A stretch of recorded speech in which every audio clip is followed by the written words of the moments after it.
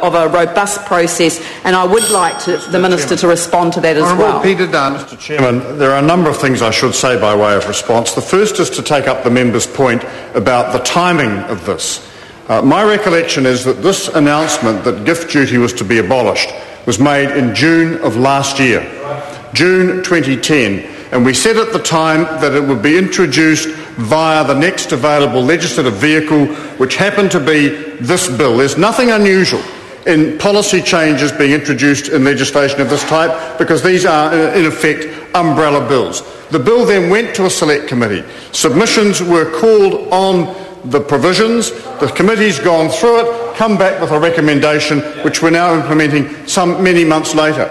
Prior to the decision even being made, there had been a substantial review undertaken across government about whether or not we should just simply increase the threshold or abolish gift duty altogether. And what became clear during that review was that agencies like the Ministry of Economic Development, the Treasury, Ministry of Justice, Ministry of Health, the Police, Ministry of Social Development and Housing New Zealand all said that with regard to potential abuses of the system, which the member has referred to, there were existing powers and existing legislation that were more than adequate to deal with those concerns, and that therefore gift duty, our second oldest tax after stamp duty, was an anachronism and ought to go. But the story, Mr Chairman, gets more compelling. Each year there are several 100,000 gift duty returns made to Inland Revenue. Over 98% of those are nil returns. We spend around $500,000. Nil in terms of the. That's right. We spend around $500,000 a year administering the gift duty system. We raise around $1 million a year. So you have a tax that raises net $500,000 a year, that 98% plus of those who are affected by it aren't actually caught by it.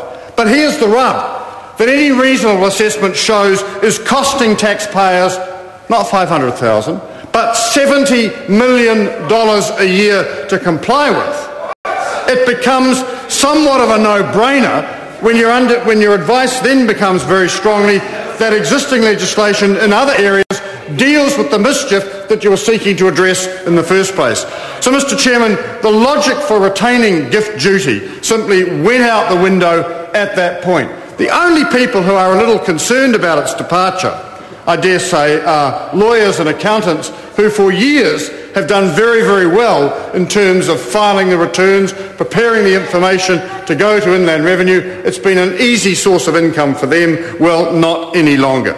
Mr Chairman, when estate duty was abolished in 1992, the government of the day considered abolishing gift duty but decided not to at that point because it was a revenue earner. The reality is it is not anymore. We have significant provisions in other social legislation that take account of the capacity of people to manipulate the system. So gift duty's day has long since been and gone. And what this legislation does, and I'm very proud of the fact that it does it, is bury it from the 1st of October this year. There will be adequate provisions in other legislation.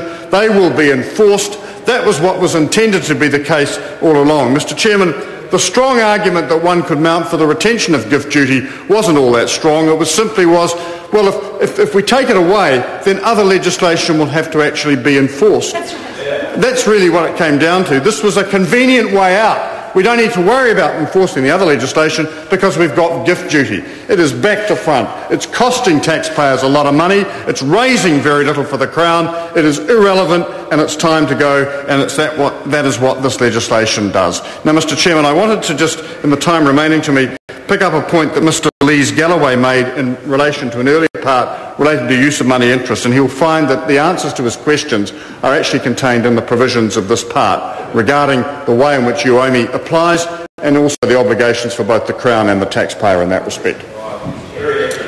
Raymond Ho.